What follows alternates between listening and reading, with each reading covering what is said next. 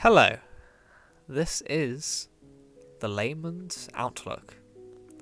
Now, today, before we start, I would like to say, please do like and subscribe. Hit that button, hit everything. Hit your mum, I don't care.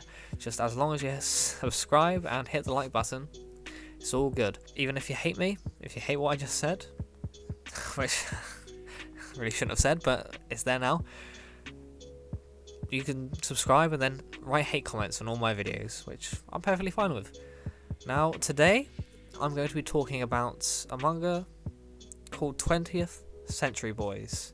It is written by Naoki Urasawa, and it's a seinen, sci-fi, and psychological manga. Now, I know there are a lot of seinen fans out there, or seinen fans, or however you want to pronounce it. Please do tell me. So, I'm looking forward to how you feel about my review of this. Now, 20th Century Boys. Do I like it? Let's get to it. So, to start off, I'm going to talk about what 20th Century Boys actually is and the main plot.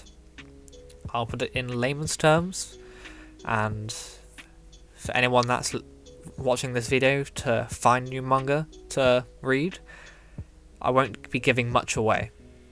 So now, 20th Century Boys is about a group of people who were originally best friends and shared a secret base when they were younger.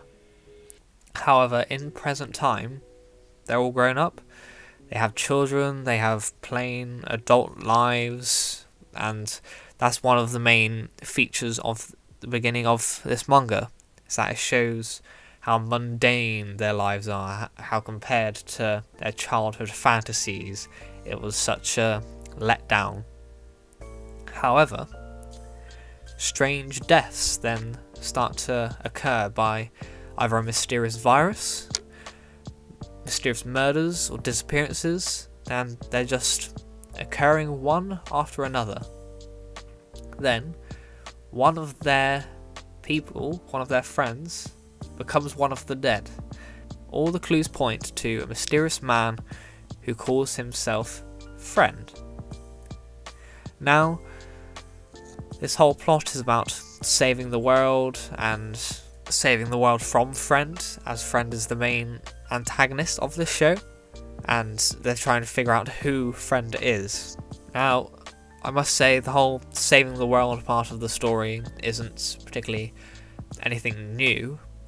However, it does it so well that it makes you so engrossed in the story, even if you don't like the whole, or this person's going to save the world type of story.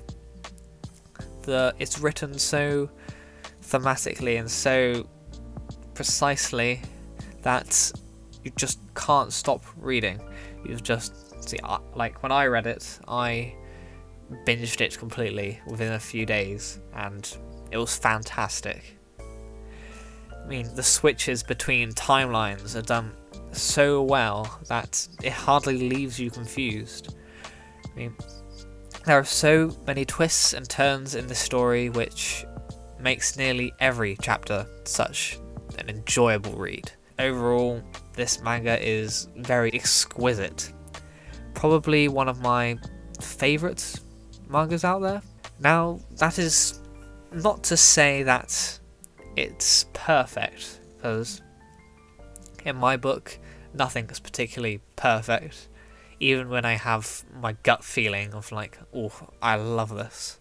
But this story does follow a cyclic pattern of, you've got the mystery, you've got the reveal, you've got more of a mystery, you've got another reveal, more of a mystery, and it's all just building up to the end of the story. However, this can get repetitive in a sense for this story, and the revelations concerning to the identity of Friend or his next evil plot is very interesting and did keep me captivated. However, I do believe that the story could have been a bit shorter, as some points it did seem a bit tedious. There's some speeches about some characters that you really didn't care that much about, or you just wanted to get to the next revelation, but it was dragged out a bit too far. And that's particularly my only downfall of 20th Century Boys. Other than that, it's pretty amazing and might honestly be my #1 manga I've ever read. And I do say that's a downfall, however, this downfall is combated by having some characters that you are so interested in, which is mainly the antagonist, Friend. Having Friend as the villain of the show is probably the most interesting part of this story. It's what keeps you reading, because you want to know who Friend is as well. And Friend being this mastermind, being one of the friends from their group when they were younger, makes it so much more interesting, because you know the selection of people who it could be.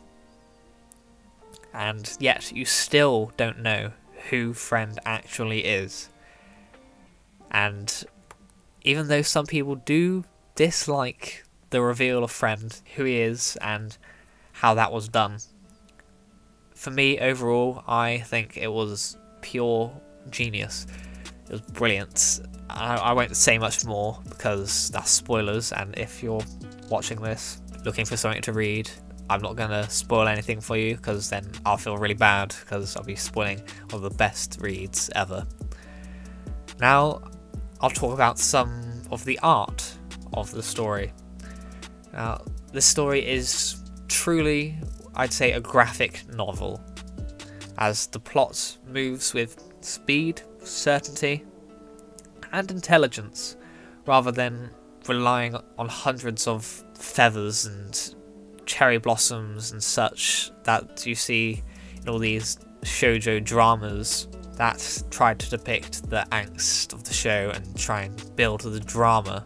However, for 20th Century Boys, the art is really polished and really clean, yet it's so realistic, yet so cartoony, in the sense of that the backgrounds and the houses and the machinery and everything like that is very realistic, yet the characters have a cartoonish drawing to them, which is just Urasawa's personal spin to it, and that, in a sense, makes it feel more genuine to me. I don't know why, it just does. And I must say, the panels of this show, very simple yet effective. So overall, if you like suspense and thrill, this is a story for you. It's filled with nothing but that. However, if you like to be spoon-fed stories, then this isn't for you at all. And before I give it my rank, and out of 10 obviously, please do subscribe, hit the like button. It won't do you any harm. Now for my rating of 20th Century Boys. Overall, I give it a 9.5 out of 10. I would recommend it to a friend. Now, God, that wasn't even a funny joke, yet I still laughed. That will be the end of the video. I hope to see you next time. Thank you very much.